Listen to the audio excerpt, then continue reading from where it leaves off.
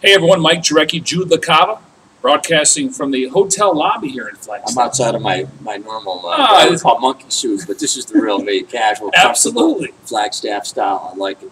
We got a storm brewing in here, Jude. This life is good, though, man. You can't beat this. Temperatures in the 60s, 70s. Great weekend up here. Tremendous crowds. That was amazing yesterday. 14,500 people, and I was told that at one point they actually had to turn people away. We've been up here where you had to rent fans. You know, maybe you get a couple hundred. I mean, it was the lowest spot, attendance-wise in the history of the league.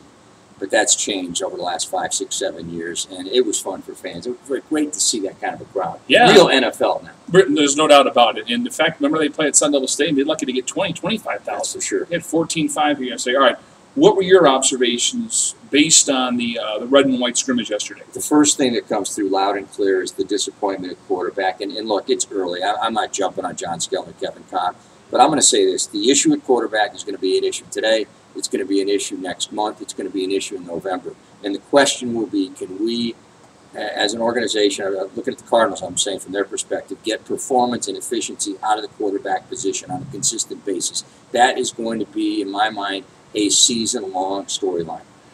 Oh, let's talk about Skelton. He got a chance to run with the first-string offense. They alternated. Cobb got a chance towards the end. John Skelton missed Larry Fitzgerald and a nice deep ball. You could see Skelton, obviously, is probably more of a pocket passer, 6'5", can scan the field, has a big-time arm. What were your thoughts on Skelton? You know what I've noticed, and I talked very briefly with John McNulty, quarterback coach, is that he significantly worked in the offseason on his throwing motion. It's a little tighter, it's a little more efficient, it's a little quicker coming out, and to me, it's a little bit more accurate. So and I'm going back on this past week of training camp. Sure. I like it's a more efficient throwing motion.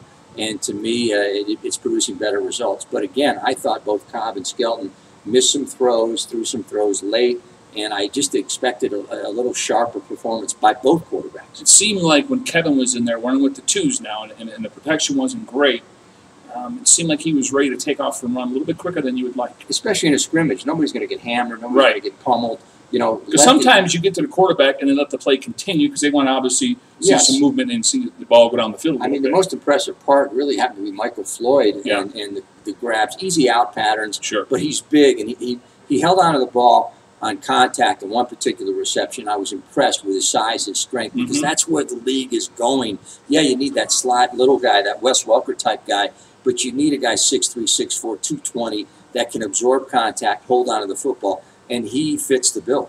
Do you think Ken Whisenhunt has to make a decision sooner rather than later? Because I personally, Jude, and I don't know if you're in agreement with me, but I think he's going to have to wait for some of these preseason games to make a decision. Would you like to see him make a decision in the next couple of weeks, or could this thing drag into week 1 of the regular season? I'm going to say he's going to make a decision going into the 4th preseason game with the extra add-on game, Hall of Fame game.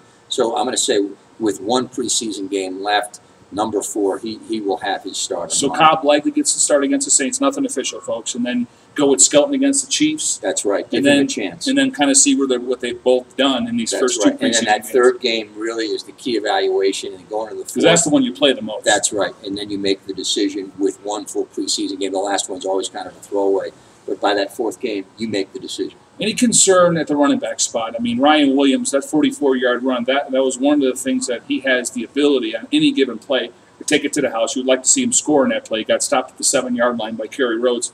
Your thoughts on the running back situation now that Beanie Wells is still on PUP, and we're going to see a lot of Alfonso Smith, and William Powell, I think LaRod Stevens-Howling. Ryan Williams is a special running back. This kid has got it. He just has to stay on the field and stay healthy. He's got breakaway speed. He's got remarkable cutback capabilities. Yeah. He is a sensational talent. I'm worried about the depth of the running back position. I think Beanie could be a long time before he gets back on the field, and that's just my gut speaking. I think maybe even a long time.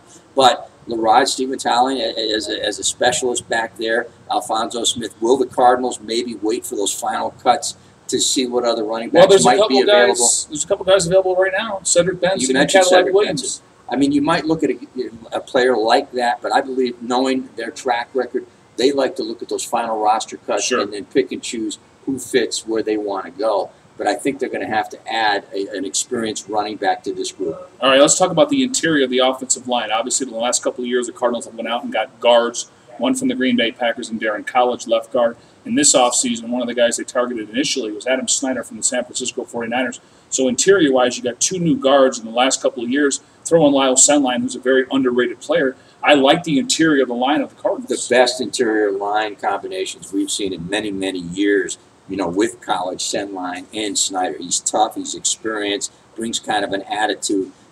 I'm really positive there. And Jeremy Bridges is a savvy enough veteran to just figure it out and give you kind of that junkyard dog type mentality, yelling, screaming, you know, whatever he's got to do. I still want to see consistent play, and I'm going to tell you, I think, you know, people can say, well, he's in better shape. Levi Brown, left tackle. I want to see him get the job done on a consistent basis, especially with Cobb's concussion issues.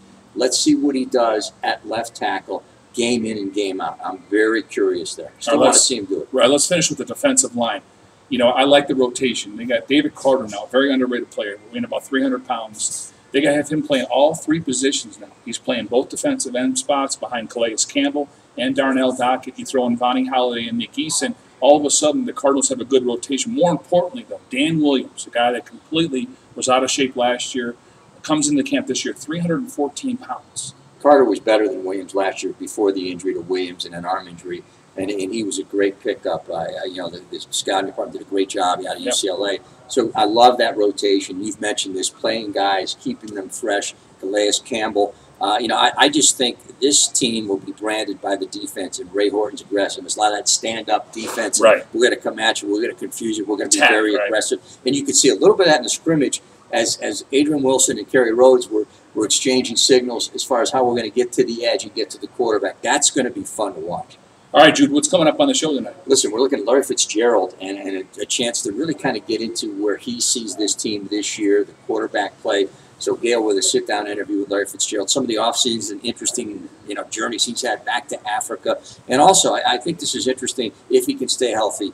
The hometown kid, Todd Heap, you know, he, again, shows flashes, but will he stay on the field long enough? And you pointed this out months ago. The tight end is going to play a big role in this offense. Rob Hauser is going to be looked upon in a significant role this year if he can live up to expectations. Jeff King, you know what you're getting there. And if Todd Heap can stay healthy, I really like what they can do at the tight end position. Yeah, and I think you and I are in agreement here. Todd Heap's more of a situational guy now.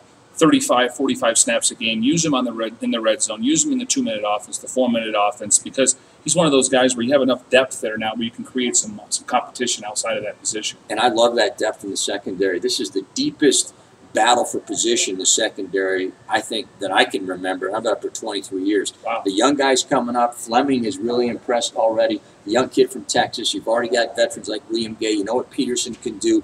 Toller coming back. I really like what they've got. As far as I'm concerned, if you look beyond the quarterback position, it's pass rushers and cornerbacks that you need your talent level to be at a high level and deep. And the Cardinals have done that. So I think they've really gone into this season with a plan. But I'll still come back to, I mean, people are going to get sick of this. Quarterback efficiency and performance will dictate those close games. And can you win games like Skelton proved that he could? Can Cobb stay on the field, stay healthy? But, man, I am really curious to see quarterback performance this year. No doubt. All 8 wins last year by 7 points or less. And this is going to be a very, and as tough as this division is, the schedule, it's that play late in the game that's going to make or break it. You can't always ask the defense to come up with the stops, especially the way this is a pass. They're going to run into some good offenses at some point. That's You're going against Tom Brady in week 2. You got to want to be able to put up 24 to 28 points in most games if you want to win football games today. Jude, I always appreciate your time. It's Jude LaCava right here from Fox 10. Make sure you tune in tonight, every Sunday night, starting at 10:30. That's Channel 10, Fox 10 Sports Night with Jude LaCava. I'm Mike Jarecki here in Flagstaff. Extra Sports 910.